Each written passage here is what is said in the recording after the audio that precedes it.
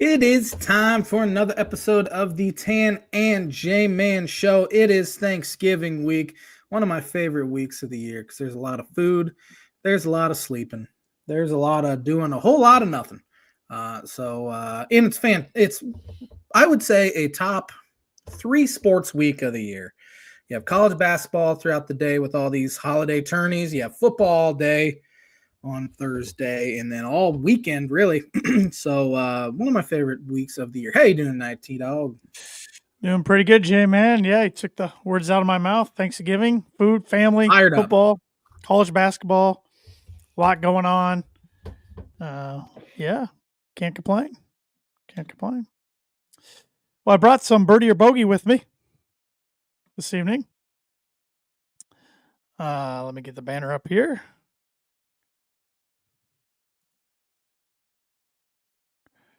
And Can you hear me? Yes, I can. The stupid mic. I bumped it, and it likes to mute me when I do that. It's all good. So, birdie or bogey?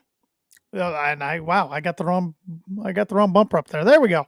Only 419 of these episodes. You think we'd have this down to a science now, but we don't. Birdie or bogey, you were talking about Thanksgiving, so I brought some NFL Thanksgiving related trivia with me. So you're either gonna get a birdie or a bogey. It's a one-part answer.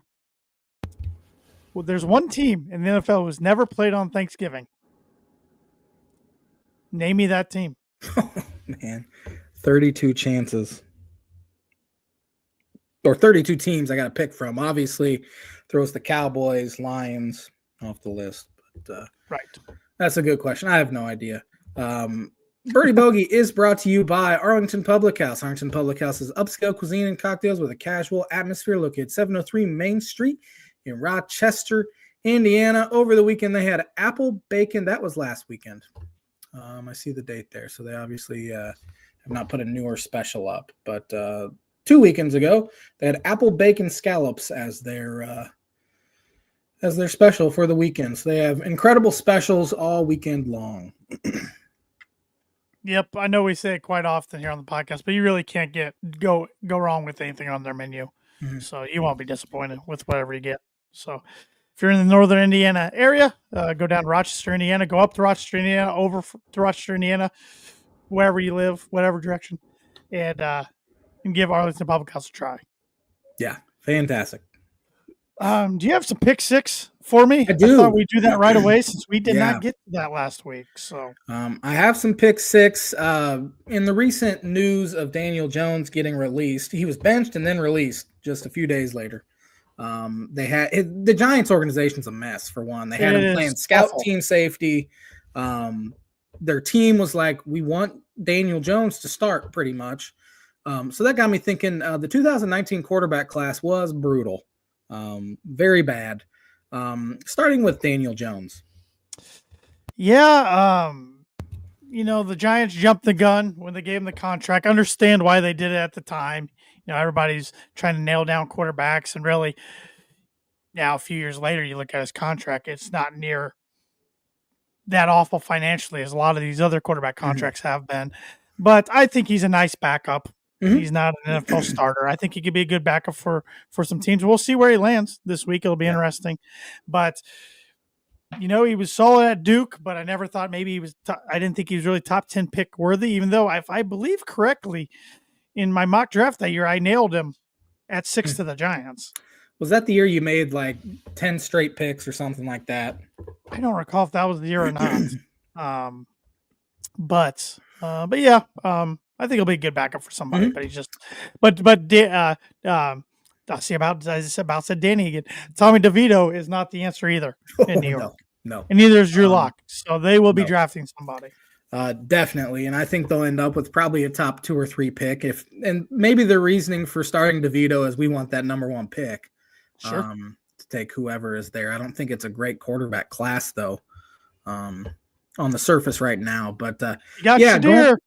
Going back to Daniel Jones though, I never really saw it. He obviously has tantalizing tools, and I think honestly, getting coached by David Cutcliffe kind of rose him up the draft board. because he is the quarterback whisperer. I mean, he was the Peyton Manning guy and a couple other dudes. But yeah, he had one solid year, and he played that year into a $100+ million contract. So I thought it was 72 million. Was was it it? 100 some million? I maybe 72 was If it's guaranteed. 100 if it's 100 some million, I take back what I said earlier about the financial part. I thought it was 72, so that might be on me. It might be 72 guaranteed. I want to Yeah. say the total deal was 100 and some. Okay. Which obviously he won't get that now that he was released. But right. Number 2 here, the number 1 overall pick that year, Kyler Murray. Actually, Kyler's turned his career around. I thought a year or two ago he was done for in Arizona and going to be somewhere else. But he's fun to watch. He's one quarterback, I'll tune in to watch him play because he runs around and he can make plays with his legs and yeah, and as a fellow short guy, I like watching short quarterbacks go up there and have success. And he's got the Cardinals right in the playoff mix. That NFC West is crazy right now, that division. So no, I think he's the guy there in Arizona. I don't see him going anywhere for quite some time. Drew Lock. He's got a lot of swag. Just has not turned out right. I thought he was the Broncos guy at the end of the 2019 season. He kind of got hot there when he got given a chance after Joe Flacco and a slew of other guys were thrown out there first for him. Yeah, Flacco. And then I was at the last start he ever made as a Bronco against the Colts because he got smashed on the last play of the game and he was done for the season with a neck injury.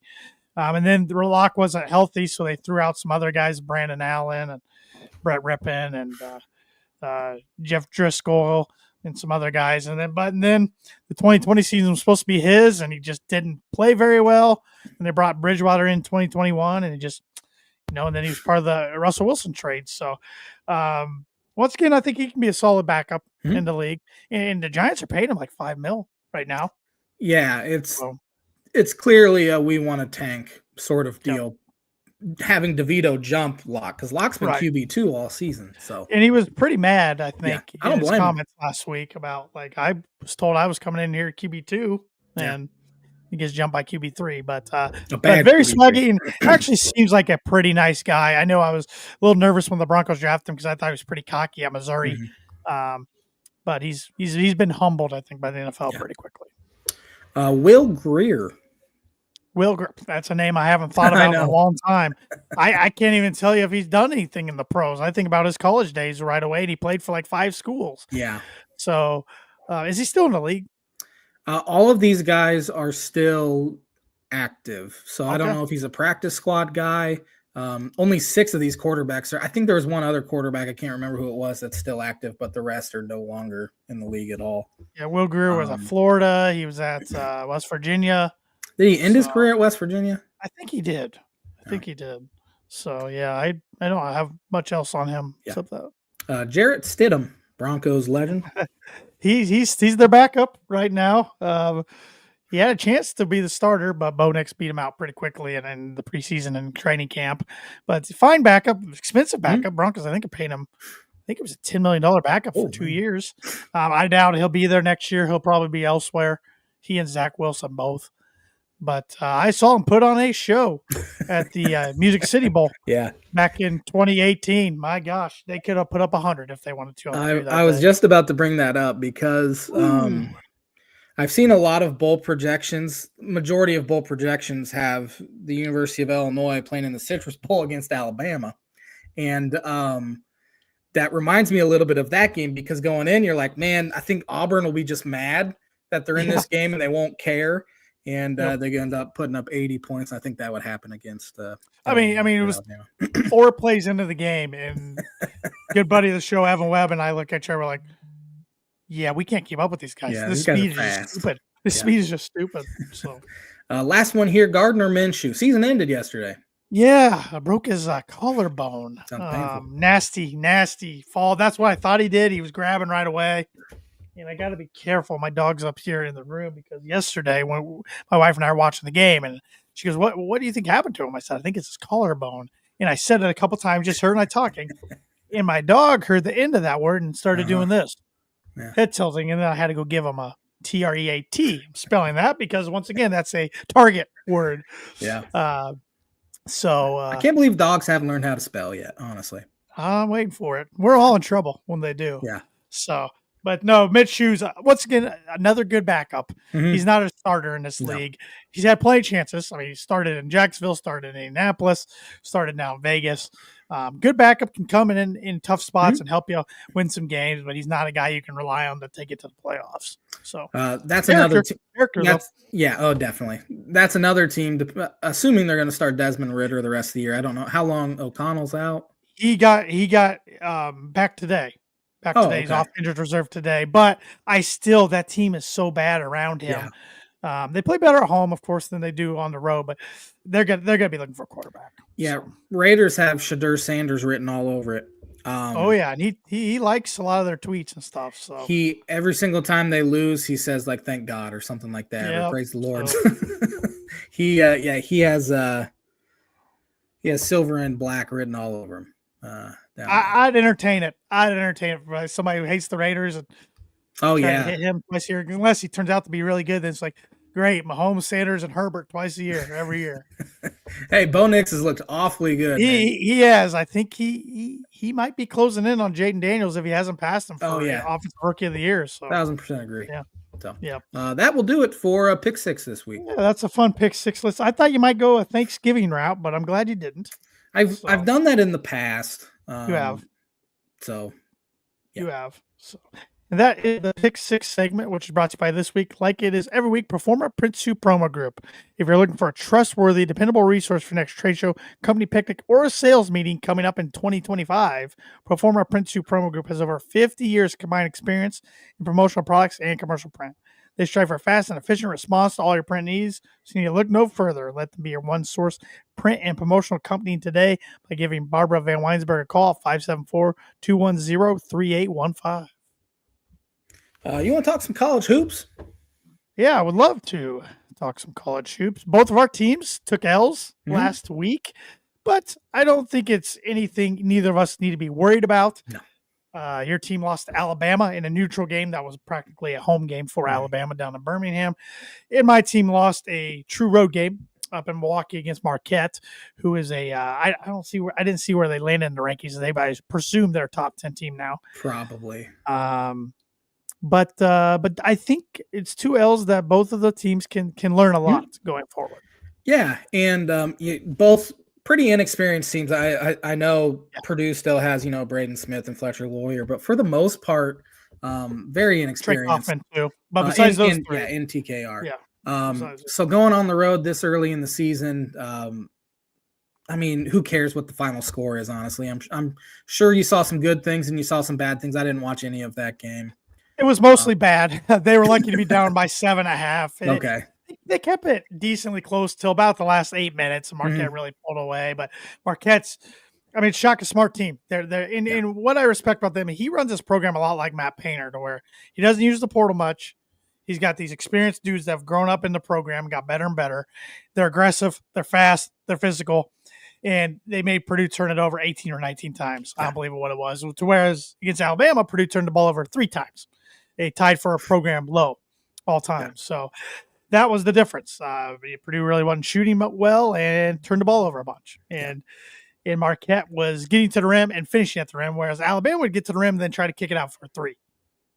So, so I wasn't too discouraged. And then Purdue bounced back, beat a pretty bad Marshall team Saturday at Mackey Arena. I was at that game. It was one of the more boring games I've ever been to, just because there were so many fouls.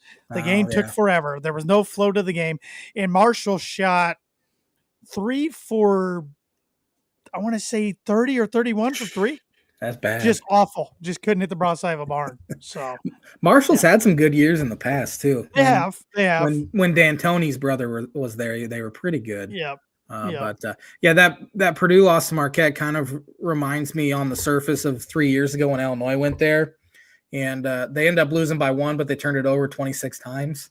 With I think Curbelo had 8 or 9 himself, and they ended up losing by 1, and they were up 10 with like 4 minutes left. That's frustrating. The Illinois loss to Bama, good things, bad things, low expectations going in. I hated that they were coming in off a loss too. But they did it without their best player, Mark Sears, even scoring a single point. Alabama did. Second time that's happened this year. That's crazy. because he was preseason first team All-American, considered one of the best point guards in the league or in the country. But still, they got down 16-17 and just fought back and would cut it to 7 or 8, and then they just couldn't get enough stops. And I'm sure Underwood was very glad that Alabama was able to hit that century mark to kind of put on the bulletin board. This was pathetic effort defensively. And then they bounced back against a miserably, miserably bad Maryland Eastern Shore team who scored 40 points the entire game. They were getting that check, man. They're getting that check. I want to say they were the worst team I've seen Illinois play outside of they might have been worse than Chicago State. Chicago State might have been able to get them. They were so bad. It was almost a record low points given up in the Underwood era. That is 37, and believe it or not, that was Purdue. I remember that game. Remember very well. That was real bad back in. That was 2020, the start of the 2020, before COVID hit, right before COVID hit, I remember. So big week this week for both. Purdue's they're in a tourney, right? Yeah, they're out in San Diego. It's 3:00 on Thanksgiving on Fox Sports 1. Final Four matchup. They play NC State. And then the following day, they're either going to get BYU, which there would be some storylines there with Cannon Catchings out there. That was a Purdue commitment until he got to campus and then switched. And he's playing really well for BYU, and he's projected first-round pick right now in the NBA draft. So they'll either face him or they'll face Chris Beard in Ole Miss. So. Oh, yeah, either way. It's kind of interesting. BYU's fascinating. They're a lot like Alabama with their ability to score the ball. They also have a 6'9" point guard, Igor Demon, who is ridiculous and projected first-round pick as well. Elsewhere around the Big Ten, Illinois plays Little Rock tonight, and they haven't played since 2005. And the amount of times I've made fun of you for Purdue losing to Little Rock. Yeah, I was going to say, I still have PTSD when that name comes out. I'm scared that they're going to get. Oh, it's at home though. It's not neutral court or anything. It's gonna. They haven't been epitome of brutality since. Oh, come on! Since 2018, when they lost to Florida Atlantic, like 8,000 people there. It was snowing, and somehow Kofi Coburn, who was at the game, committed the next day. So it wasn't all bad that weekend. But they lost to Florida Atlantic. But and then they play Arkansas. How those losses stick with you. So much more than the wins. Wins. Yeah, it's crazy. Yeah, 2019 season. That's kind of when they started turning it around, late January. But yeah, lose to Florida Atlantic at home in overtime. And it was right after Christmas. And I'm just sitting there like, I grew up with this team, going to the Final Four, going to the tourney every year. And now we're losing to Florida Atlantic at home. Been there. It was a brutal feeling, but this wasn't the Final Four Florida Atlantic team. No, this was the Florida Atlantic team that I'm pretty sure finished under 500 that year. it was brutally bad, but the losses stick so much. More than the wins. I sure do. I was thinking the other day about Purdue losing a game in the 07-08 year to Wofford. Oh, I remember that. Just randomly remember that game. Like they beat Louisville, a top 10 Louisville team in Indianapolis, and come home and lose to Wofford. I heard Hummel talking about that the other day. They were so young and they lose to Wofford, and then didn't they lose to Gardner Webb as well? They went out to Vegas and they lost to Missouri State and Iowa State, I believe. Or was it Northern? And then they got hot.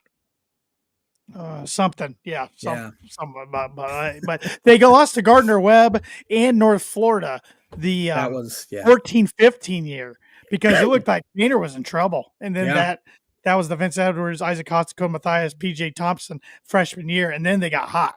So if freshman LaRon Black doesn't put up 15 rebounds against them in Champaign when Illinois killed them. They might not turn that season around because I remember Painter saying that was kind of the turning point for the team. So you can thank old Boogie Black. That's what his nickname was. But elsewhere, I saw a former Illinois player playing for Memphis today. Yeah, old Danger time. Dane Danger, the mid-major slayer. He had a pretty good game today, though, against a high major opponent. But beat him. They beat Yeah, them. UConn lost, and Dan Hurley after the game blamed the officials completely. He's such a jerk. For a I good cannot basketball coach, stand him he's such anymore. a jerk. Yeah, he'd been begging for a technical the entire game, and they finally gave it to him when it was a tie game with 40 seconds left in OT. So it was pretty funny.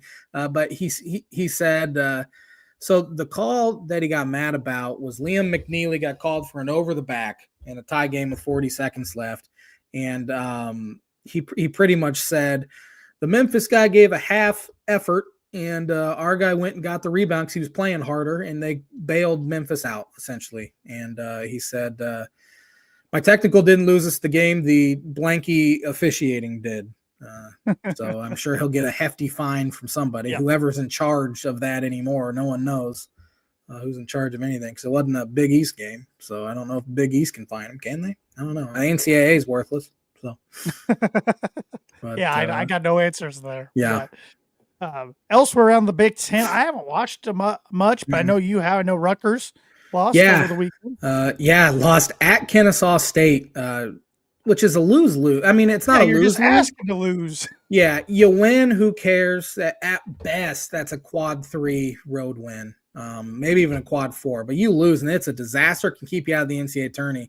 They got down 16 at halftime, and they fought back, and got it within 2. And Ace Bailey threw it away with no time left, essentially. And they lost at Kennesaw State. And, of course, when you're playing at a school like that, I mean, you remember when Purdue played at Valpo. They just packed that place out. I was so scared. Illinois at Grand Canyon. Oh, man, I forgot about that. I remember afterward, Brad Underwood, who coached, at Kansas State for years as an assistant, said it was as loud as Allen Fieldhouse at Grand Canyon. I remember you came over to my house and watched that game. You guys controlled the game, but you were so nervous. I was so nervous. And it was rocking. And it's a lose-lose situation there. But Indiana plays Louisville tomorrow, I believe. Yeah, and Atlantis. And then I looked up the other day who else is in that. Gonzaga's in it. There's some decent teams, but no, besides Gonzaga, no heavy hitters. Maybe Arizona, though. Arizona might be in it. Louisville's, let me look it up. Which Arizona's looked terrible. They got blown out, gave up 100 points to Wisconsin. Then they got blown out by Duke over the weekend as well. Wisconsin is ranked. Wisconsin looks good. They beat Pitt yesterday. 15th now. Yeah, they've looked good so far. But on the men's, you got Arizona, you got Davidson, Gonzaga, Indiana, Louisville, Oklahoma, Providence, and West Virginia. So I would say, Indiana's second best team. Indiana, Gonzaga's probably favorite to win, followed by Indiana, probably. Indiana's women's are there too. Interesting. That is interesting. Yeah, I think Gonzaga's looked like the best team in the country so far. It's early, but what they did to Baylor game 1 beat them by almost 50 points. Yep. Baylor's gotten taken to the woodshed a couple times so far, which credit to Scott Drew for scheduling those games. I'm sure you don't want to get blown out, but we talked about that last week. But Michigan State's in the Maui. They play Virginia Tech tonight.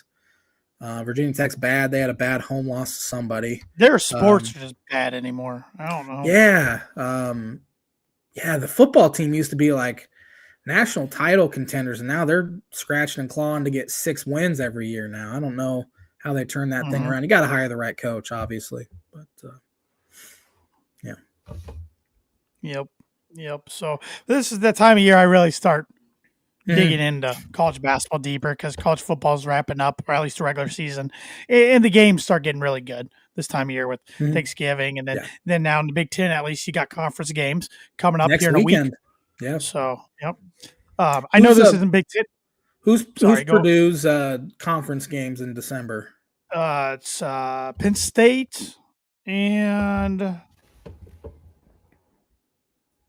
oh gosh, who's the other one? Is it Maryland? I think it's Maryland. Is it?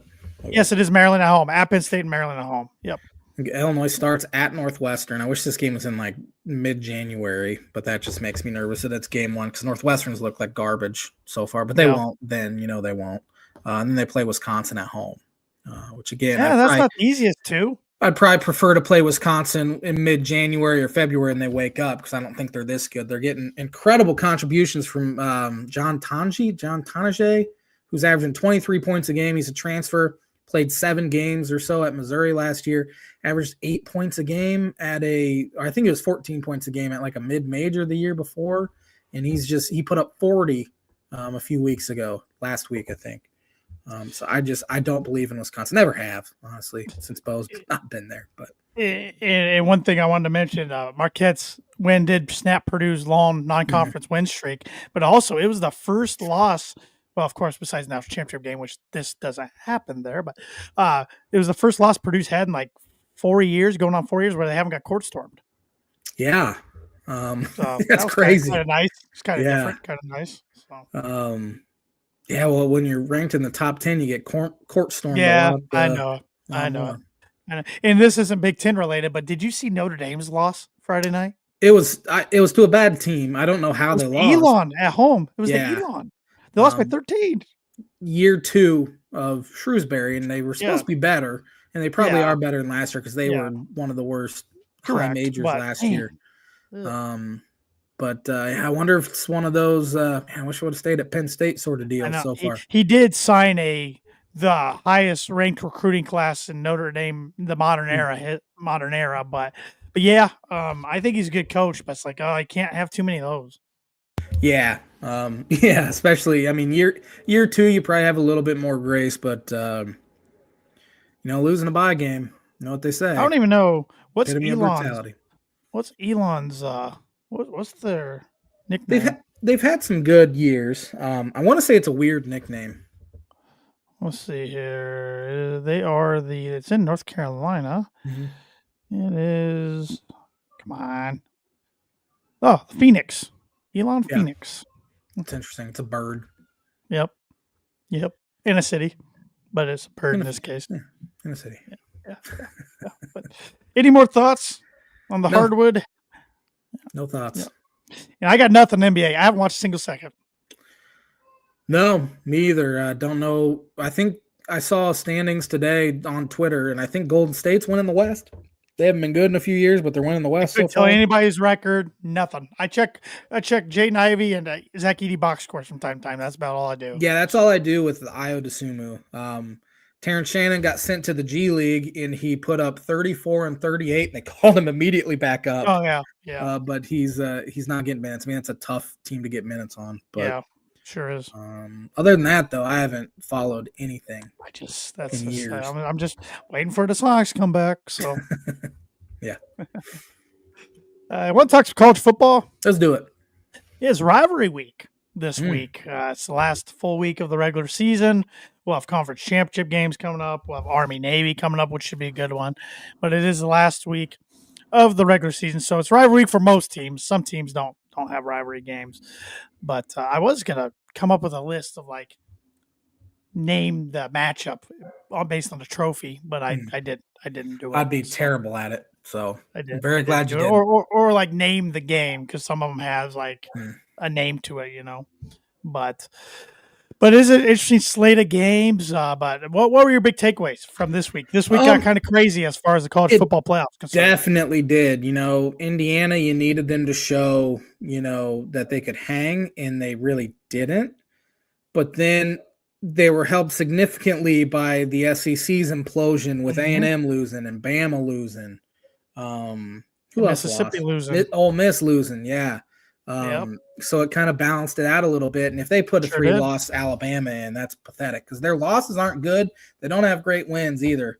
I know they beat Georgia. They beat Georgia, right?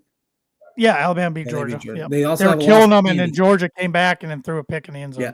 A mediocre Vandy team and a mediocre Oklahoma team. Yep. And then Texas, I believe. Yeah, Texas. I don't follow the SEC football. No, they only lost 3 games. Yeah, Oklahoma, Vandy, and Texas. Oh, yeah, sorry. Yeah. Or I don't Tennessee. know. Tennessee. It was Tennessee, that's right. They didn't play Texas. Yeah. I knew it started with a T, though. Yeah. But other than that, I didn't really follow a whole lot. Purdue made it close on Friday. They showed a fight in the second half, being down 24-3. They could have just rolled over. Like I told you, still it wasn't a win, so it doesn't matter. But like I said, their last 6 games, they've played 3 teams in top 4 and got Mhm. annihilated. The other 3 teams, which one of them's ranked in Illinois, it's been 2 overtime losses and another loss by 7 points. Yeah. So they seem to hang in there when the competition levels more even.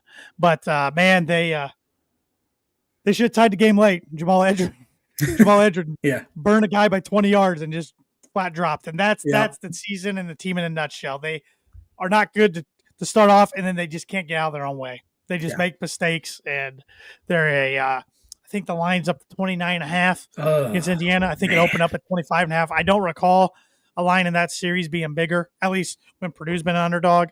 I don't know what lines looked like in the late 80s and early 90s when Purdue was pretty bad and Indiana was pretty good.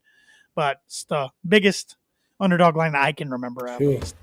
So there was a couple good Big Ten games. The Illinois Rutgers game, you probably didn't tune into any of that. I watched the majority of the it. highlights. And it was a 34-mile-an-hour wind gust, and Illinois gets it as be a 58-yard field goal. This kicker had made from 59 earlier. He's their long kicker in a sense. They have their accurate kicker who's like really good, 16 for 19, and then they have their long kicker who's 1 for 1 with a 59-yarder. It's kind of weird how they do that. Purdue's just looking for a kicker. So I mean, if they want to ship one over, So they bring this guy out. They're down 1 with I think it's 14 seconds left, and stupidly Shiano iced him, but he still got the kick away. The ball landed at the goal line. It landed at the goal line. So Bielema saw, okay, there's no shot he's making this. So we're going to bring the offense out, and they Altmaier was able to find Pat Bryant, who was able to catch it. And I think a lot of Illinois fans were like, get down, spike it, kick a field goal. And he's just like, nope. And he goes and scores a touchdown. And then the second game that was great was Minnesota Penn State, where James Franklin kind of showed a little bit of moxie with a fake punt up 1 with about 3.5 or 4 minutes left. He hasn't been a guy that's been super aggressive like that either. And honestly, it might have clinched themselves a spot in the playoff. Yep. So, yeah, Tyler Warren's a beast. Oh, he's good. Just give him the ball when you need it in crunch time. He'll find a way to do it. And you're lucky you took your win quota for Illinois up. But they still could get 10, J-Man, with the bowl. They could get 10. Yeah. They're having a solid year. For sure. Yeah. I think a lot of people thought they'd go like 6-6. I think I had them 6-6. You had them 5-7. Yeah, I'll still watch them, and I've still watched them and followed them quite a bit, but I can't fully jump back on. But again, I still watch them, and I follow them in a sense, but like I didn't feel a whole lot when they scored. It's just easier not to because once I buy back in, they'll go 3-9. I just know it's going to happen. So. Notre Dame did what we thought they would to Army. Just too good. I mean, across the board, Army's a cool story, but they couldn't hold a candle. That Northern Illinois loss looks like a long time ago. If you go look at their schedule, they did have that 7-point win over Louisville at home, but besides that, they have ran just train wrecked everybody, just killed them. Yeah, that was a wake-up call, obviously, for the team, but that's happened a few times here in the Freeman era where they needed that wake-up call where they lose to a team like they lost to, it was in Marshall a couple years ago. Yep, second game of the year. So they can't get out of their own way in a sense, but I think they're locked unless they get whooped by USC this week, which is not going to happen because USC is bad, but I think they're pretty much locked in as well. It's interesting that USC game's on CBS at 3:30, so that's 12:30 Pacific time. Interesting. You don't see that very often. No, you don't. Yeah. Well, it came down. It was weird. It's CBS, NBC, and Fox Sports 1 had the 3-game pick between Notre Dame, USC, Indiana, Purdue, and Oregon, Washington. I don't know what order was which, but CBS got USC, Notre Dame at 3:30. Fox Sports 1 got Indiana, Purdue at 7, which I don't ever recall a bucket game starting at night in my lifetime. Yeah.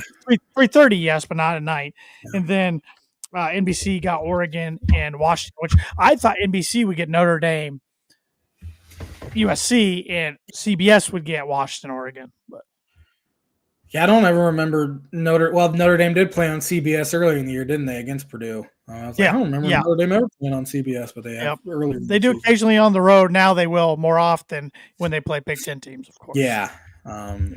But they've just destroyed pretty much everyone. And I was talking to my dad earlier today, and he thinks going forward, with all this, with the 12-team playoff and with strength of schedule, blah, blah, blah, he thinks to be considered in the playoff, you have to play 10 Power 4 teams. I like it. For like Power 4 conference. Of course, the smaller conferences can't do that. But. And Notre Dame can whine tradition. Look at college football. You have Texas in the SEC now. Oklahoma's in the SEC. USC's in the Big Ten. There's no such thing as tradition anymore in college sports. So you need to get rid of your Navy rivalry. Yeah. Drop it. Don't. Yeah. Play somebody. So that's my thoughts on it.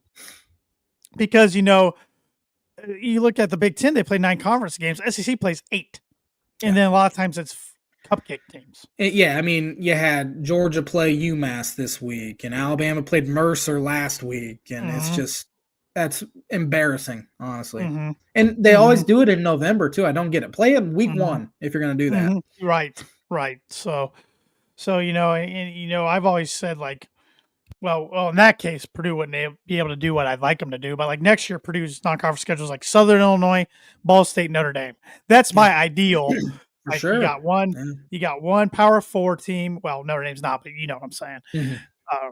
You got a mid-major team, and then you got an FCS team. Like that's ideal. But if they were to do the other way, then you get an FCS team and then 2 Power 4 teams in your non-conference. So yeah. Yep. Because there's way too many times early in the season. Well, you wouldn't even have to do that with 9 conference games. I'm an idiot. You wouldn't even have to do that. You could still do you could do 1 Power 4 and FCS and mid-major team. Yeah. What was I going to say? Forget what I was going to say. Cut you off because I want to call myself an idiot. So that's okay. It obviously wasn't important. Yeah. I want to predict some games for. Yeah, last week of Pick'em is always kind of sad. Hard to believe the season's over already. I'm sure you smoked me this year. I haven't kept. I haven't followed it, but I've only missed 1 game combined the past 2 weeks, so I've done pretty good. We've agreed lately on a lot of games. Yeah. But 2 Friday games in the Big Ten. This one is Minnesota at Wisconsin. This is the battle for the axe. Obviously a massive game for Wisconsin as they only have 5 wins to get to a bowl. And I think Fickell would probably be on a fairly hot seat coming into next season. Wisconsin's 2-point favorite. Yeah. Minnesota looked really good there a few weeks ago. And now, they have lost to Rutgers and all that. And I think if Illinois would have beaten Minnesota a few weeks ago and then win this week, I think they'd be in the convo for the playoff, which is hard to believe. But give me Wisconsin for 2. I'm taking Minnesota for 2. Right. So I think Minnesota's the better team, and I think Fickell's going to be in the hot seat going into next year. Yeah. So. Nebraska, who's bowl eligible for the first time since 2016, and they rushed the field. At Iowa, who's 5.5-point favorites. Yeah, this whole Dylan Raiola and Pat Mahomes thing is weird with him doing the exact same celebration after a first down or touchdown. Be your own person, man. 20 years from now, I think he's going to look back and be embarrassed by all of this sort of his Mahomes impersonation. With that being said, he hasn't faced a defense like Phil Parker's defense there at Iowa, and I think Nebraska will struggle to score a single point. Give me Iowa for 3. I got Iowa for 4. I'm right there with you. We got the game between Michigan and Ohio State. Michigan at number 2, Ohio State. Ohio State's a 21-point favorite. Yeah, I have Ohio State for 8. I have Ohio State for 10. No. I think they smack them. I think they're locked in, and Michigan's just Michigan's gonna be 6-6 after this game.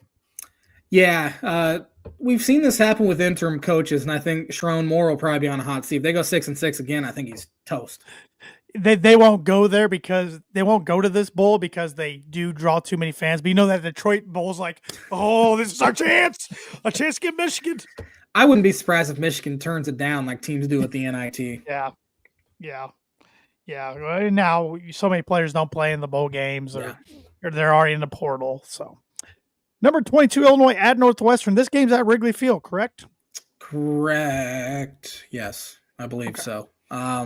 Give me Illinois for 5. I got the line at for 7. They're 7.5-point favorites. I'm feeling good about it. Go Yeah, 9-3. last time they played in Wrigley was against Northwestern as well, and Mikel LaShore had over 300 yards rushing, I believe. There's a name from the past. Yeah. Non-conference game, Fresno State at UCLA. UCLA's a 9.5-point favorite. I think UCLA's at 4 wins, so they cannot make a bowl. Right, correct. So UCLA for 4, though. There will be about 19 people in the stands there. I got UCLA for 1 because I know nothing about Fresno State. Nothing. I don't think they're very good either this year. The battle for the jeweled shillelagh. Number 5, Notre Dame is 7.5-point favorites at 6-5 USC. Give me Notre Dame for 6. I got the Irish for 5. I think they get it done pretty easily. I am very much hoping they put USC and Oklahoma against each other in a bowl game. That'd be pretty funny, wouldn't it? Yeah. Maryland at number 4, Penn State, who's a 25.5-point favorite. Give me Penn State for 7. I got Nittany Lions for 9. So I think they roll pretty easily here. Rutgers at Michigan State. Michigan State is a 1.5-point favorite. Rutgers is already bowl eligible, 6-5. Michigan State needs this win to get bowl eligible. Give me Rutgers for 1. Thinking Michigan State for 3, but I don't think they're very good. I don't even know if Rutgers is very good. So no, I agree.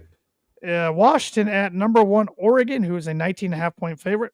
Give me Oregon for 9. I got Oregon for 6, so I know what your 10-pointer is. Purdue at number 10, Indiana, who is like I said, 29.5-point favorite. I'll be honest. I think Purdue's been my highest pointer here for the past couple weeks. It's a safe bet. Yeah, give me Indiana for 10.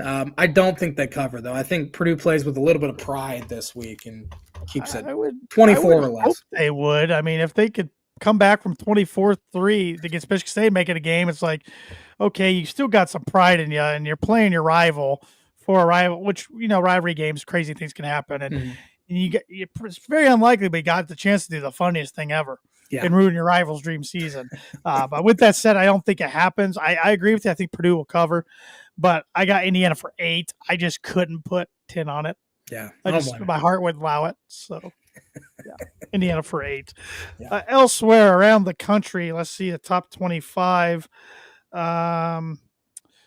Oklahoma State 3-8 at number 16, 8-3 Colorado, who is a 17-point favorite, and Kansas got it done for us. Yeah. Kansas started so bad, and they've started to play some good football. I think they're right there around bowl eligibility now. Yep.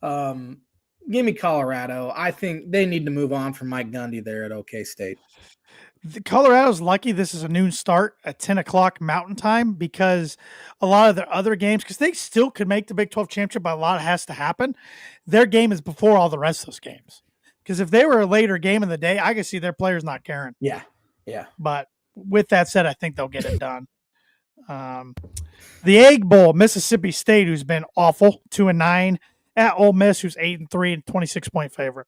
This is always a very good one. I'll never forget. I think it was DK Metcalf scoring and then hiking his leg like a dog. Yep.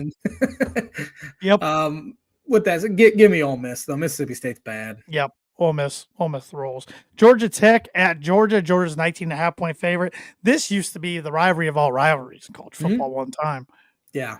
Give me Georgia. They lose, they're out though. Yep. I'd take Georgia as well. Tennessee, 10.5-point favorite at Vanderbilt. Little intrastate rivalry there. Give me Tennessee though. I'd take Tennessee as well. Here's a good one. South Carolina at Clemson. Clemson's 2.5-point favorite. Give me Clemson just because they're at home. I'm taking the Tigers as well. Arizona State, 9.5-point favorites at Arizona, who's 4-7. Arizona State with one of the most mind-numbingly stupid ways to try to run out the clock I've ever seen any team ever do. They started at 1st and goal at the 3 and just kept running back. And they ended up getting 4th and goal at the 49 and throwing a Hail Mary when they're up. I think they're up 4 or 5. And turns out there was 1 second left on the clock. Crowd rushes the field. Dillingham gets picked up on hot mics around the officials, dropping every name in the book. So that's terrible. There's not 1 second left. You just run it a couple times and you score a touchdown, the thing's over anyways. That was one of the most overthought decisions I've ever seen a coach make, and it almost cost him. It didn't, but it almost did. Yeah, now they're 1 win away from 10 wins after going 3-9 last year. Yeah, give me Arizona State. Kenny Dillingham's only a year or two older than us, believe it or not. We're sitting here like idiots. What a nice one. The Iron Bowl. Auburn at Alabama. Alabama's 11.5 point favorite. Auburn, a multi-overtime win against A&M that pretty much ended A&M's hopes, I think. I mean, A&M might still have a shot, but give me Bama, though. I think they roll. Unless, again, they might be one of those, okay, we have 3 losses. We're probably not going to make it. It probably depends on, the rankings when they come out, I assume tomorrow, of whether their heart's in it or not. They'll probably still have them in the top 14. I think Alabama wins. Yeah. Get to one more here. Texas at Texas A&M. Texas 6-point favorite. I love seeing these two playing again. Finally. Give me Texas, though. I think they're legit. I'm going to take A&M on the road. A&M at home. I mean, sorry, Texas on the road. Why not? Why not? Yeah. Why not? Just throw something crazy in there. And that's Texas's toughest game in a while. So yeah, that they've had. So yeah. We still got to do it on this day real quick. I'll pull it up here.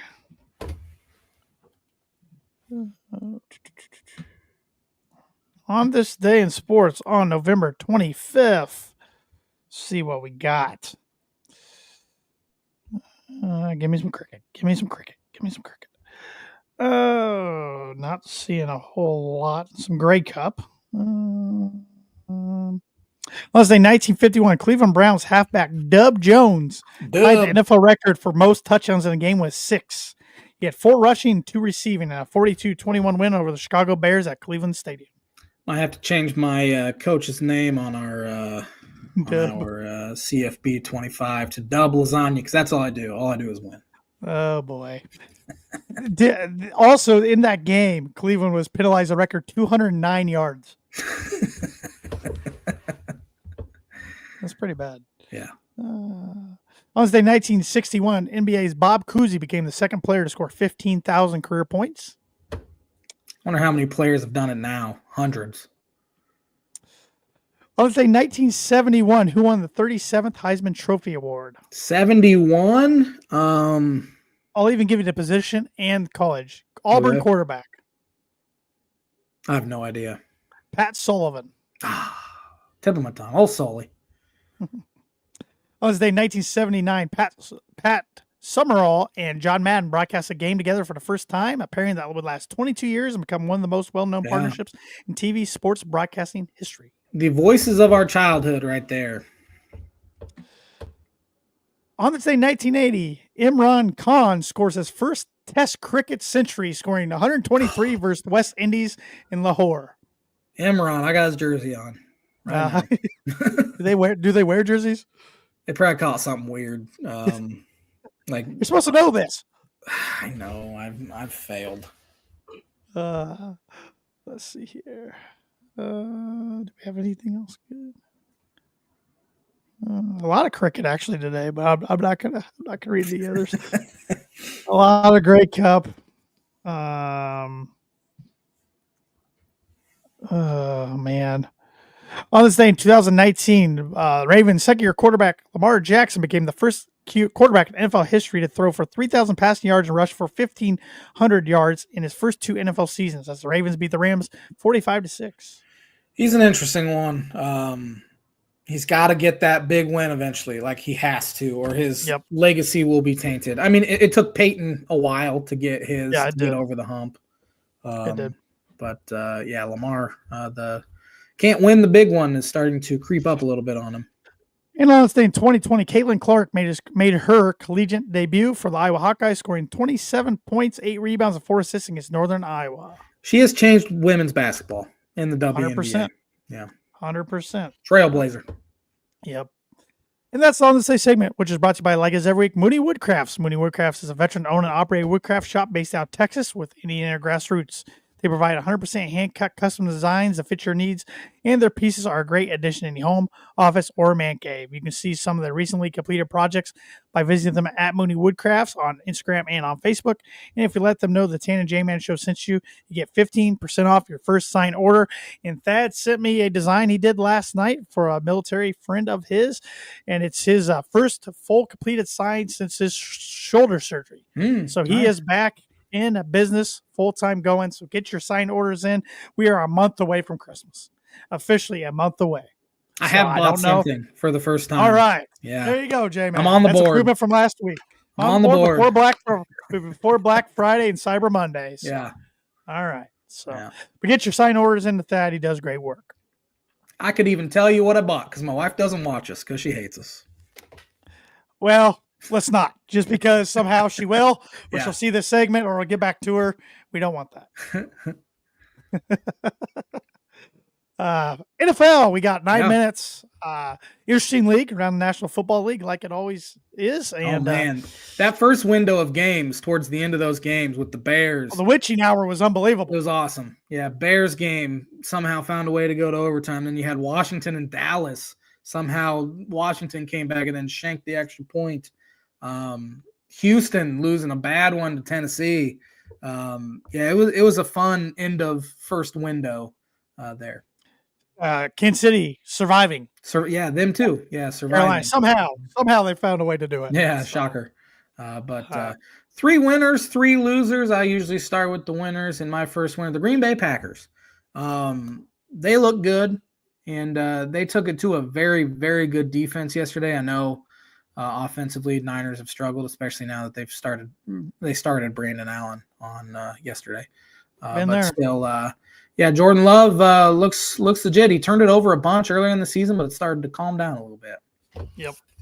My first winner is Philadelphia Eagles. Sunday Night Football out in L.A. They took care of business. They look like top 3 team in the NFL right now. Yeah, they're good. Definitely them in Detroit for the NFC. And Saquon Barkley, 255 rushing yards. Eagles record, 49 points, I believe it was, for my fantasy team. So, they've turned it around. Earlier this season, they were struggling, but they're hot right now. I wouldn't want to run into them. Yeah. My second winner is going to be a player, Baker Mayfield. I love watching the dude play, but he goes and scores and does the Tommy DeVito in New York, and he doesn't give an F, man. He does not care. They said that security had to rush down to that side because they thought people were going to start climbing onto the field. I love it. He's so fun to watch. He's so fun to watch. My second winner is the Dallas Cowboys. Yeah. Going into your rival stadium, winning in overtime, returning a kickback, and then an onside kick. Don't see that very often. Yeah. Cooper Rush. I mean, they're not going to make the playoffs, but big win for them. Big win for them against a team on the opposite side that is starting to slide. In Cliff Kingsbury fashion, I know he's the OC, but every year when he was at Arizona, start hot and then taper. My last winner, I don't choose them very often. I try to stay away from my favorite teams. But the Miami Dolphins have played some good football here the past. Don't let them get hot. Don't let them get hot. Yeah. Since Tua came back, he is completing 76% of his passes, 11 touchdowns, only 1 turnover. He's playing as good a football as he's played in his entire career. They have scored on all 18 of the red zone drives since he's come back, and they have the highest percentage of drives ending in a score in the NFL since he came back, over 60%. And they took it to a very, very bad New England team that the score, honestly, they won by 19, but I don't even think it was that close.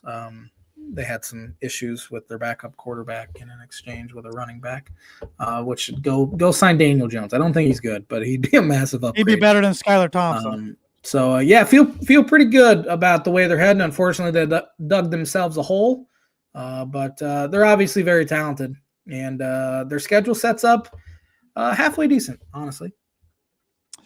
My last winner is the Cleveland Browns. Won a Thursday night game in the snow against division rival, the Pittsburgh Steelers. So Jameis getting it done when he really needed to, made big plays. Jerry Jeudy made big plays. Don't know where that was at in Denver in the past 4 years. But no, good win for them. I'm going to chalk it up to the weather almost more than anything, though. But still, good win for them. Yeah. First loser for me, I am going to take Oh, I don't like doing. No, actually, I'm gonna take the Houston Texans. I was Mhm. gonna take a team that on the opposite side already took the winner, but Texans, man, Houston, you got a problem. Something's just not clicking there. CJ Stroud's not playing very good Yeah. football right now. I've been saying it since about week 4 that something seemed off. CJ Stroud went on all this podcast tour Yep. in the Yep. offseason. I don't know if that's caught up with him a little bit. They're going to win that division by default, Mhm. but I'm not scared of them. Nobody should be scared of No, them. no. No. Who's your first Oh, loser? sorry. Pittsburgh Nope, you're good. Steelers. You look at their schedule; it's rough coming up. I know they're 8-3, but I could see them being a team that starts hot and misses the playoffs. And that's honestly with the way Denver's looking. That's my only hope for the Dolphins is the Steelers tank, which I think they're very capable of because of their schedule. I mean, their easiest games are probably against Cincinnati, and I wouldn't say those are easy. No. No. My second loser is New York Giants. I didn't expect them to win, They're a but disaster. they're a disaster. I mean, Daniel Jones isn't good, but he wasn't your only problem. Yeah. And like you said, there's locker room problems. And you let Saquon walk. Look what he's doing for your Yeah. division rival. It's just a joke. Just a He joke. is very close to being on pace breaking the all-time single season rushing record. Like Yeah, it's they just let him walk. Yeah, I he's mean, been awesome. We got to hurry through these real quick. Yep. Washington Commanders, as we said, tanking Yep. at the wrong time. Yep. Lastly, Chicago Bears. Yeah. I mean, at least you got into overtime, but you're getting your own way. You just can't do it right now. I think a lot of people are like, okay, Caleb Williams has looked good, and Matt Eberflus is definitely getting fired, so we're okay with that. But disaster, 5 in a row for him. Yep. My last loser, Arizona Cardinals. I know it's tough winning in Seattle, but it's a very winnable division. I could even throw the Rams in there, honestly. Right. And the Niners could throw. The whole division stunk yesterday. Niners are banged up, but yes, it's too late. It's too late for them, I think. Well, they're not winning Buffalo. That division's weak, and that's their only saving grace, honestly. Right. Is the division. So right. 3 games on Thanksgiving, starting with the Bears at the Lions. Lions for 16, best team in football. I got the Lions for 14. I'm right there with you. Giants at Cowboys. Cowboys for 10. Giants are a disaster. Cowboys for 13. Yeah. Dolphins at Packers. Warm team going into the frozen tundra. This will be the J-Man's book of prediction of the week. We always hear about Dolphins can't play in the cold, and it's true. Tua has played bad in the cold for the most part. He had a really good game in Buffalo 2 years ago, and people are trying to compare this one to playing in 35 below zero. Yeah, you can't compare. Wind chill's supposed to be low. You can't compare a regular season game to a regular season to a playoff game either. Yeah. With that being said, they need to buck this trend eventually, and I'm going to keep picking them until they do, honestly. So give me the Dolphins for 1 point. J-Man's Book of Riches. We're brought to you by Travis Watering Insurance Agency, Life, Home, Auto, Business, Renters, Workers' Comp, and Farm Insurance. Contact Travis Watering. And I'm taking the Pack for 7. What's the line on that? It is. Let me get it up. I was saying like 4.5, maybe 5.5. It is. Oh, come on. Where's the stupid game at? Oh, it's on the wrong week. That's why. 3. Oh, okay. Packers by 3. So Lions are 11-point favorites. That's huge for the NFL. Yeah, it's real big. Yeah. Friday, Amazon Black Friday game. Chiefs are 13.5-point favorites at home against the Raiders. It's even bigger than the Lions. Give me Chiefs for 15. I got the Chiefs for 16. Yeah. Houston Texans at Jacksonville Jaguars. Houston for 8. I think they bounce back. Jags are a disaster too. I got Houston for 12. LA Chargers at Atlanta Falcons. Tonight's the Harbaugh Bowl. Wish I could watch that before I pick this game. But yeah. Give me the Chargers for 3. I'm buying what they're selling. I'm taking the Falcons and a must win for them. Yes. For 4. So, again, another bad division. Tennessee Titans at Washington Commanders. Washington for 13. They should bounce back. It might tank for real if they lose this one. I got Commanders for 10. Arizona Cardinals at Minnesota Vikings. Vikings for 6. Oh my gosh, J-Man picked the Vikings. I'm taking the Vikings for 6 as well. Indianapolis Colts at New England Patriots. I'm taking the Colts for 2. I got the Colts for 5. Pittsburgh Steelers at the Cincinnati Bengals. I have the Bengals for 9. Don't believe in Pittsburgh. I got the Steelers for 2. No, I don't believe in Cincinnati. They got all great talent, that's but fair. I haven't seen it yet. So Seattle Seahawks at New York Jets. I have the Jets for 4. Who knows if Rodgers is going to play, though? I got the might just be Seahawks for bent. 3. I think the New Yeah. York teams are just both just dumpster fires right now. Yeah, So, they are. LA Rams at New Orleans Saints. Rams for 7. I got the Rams for 9. Tampa Bay Buccaneers at Carolina Panthers. Tampa Bay for 11. I got Tampa for 8, but that scares me because Carolina is playing better. Yeah, Bryce Young's looked a lot better. Yeah, yes. Philadelphia Eagles at Baltimore Ravens. That'll be a good one. I chose this one before I saw Philadelphia play last night, but Baltimore for 5. I got Baltimore for 1. If they don't get it done, they might start sliding a little bit. Yeah. San Francisco 49ers at Buffalo Bills. Bills for 14. I got the Bills for 15. And Monday night, Cleveland Browns at the Denver Broncos. I have the Broncos for 12. I got the Broncos for 11. So, yeah, looking forward to that game.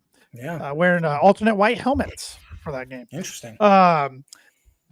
Birdie or Bogey, who is the lone NFL team that has never played a game on Thanksgiving Day? I have no idea. Trying to think of teams that haven't been around that long. Carolina Panthers. Carolina Panthers is a great guess, but you are incorrect, my friend. Chargers. They've been around for a long time. Not the Chargers. I don't know. The Jacksonville Jaguars. Ah, man, I should have picked them. That's a good one. Wasn't even thinking them. That's absolutely, obviously, it's the right answer because you gave it to me. But after hearing it, I'm like, yeah, there's no way it would be anyone else. Thanks for watching the Tan and J-Man show. We stink at trivia, but we will be eating a lot of food this week. Have a fantastic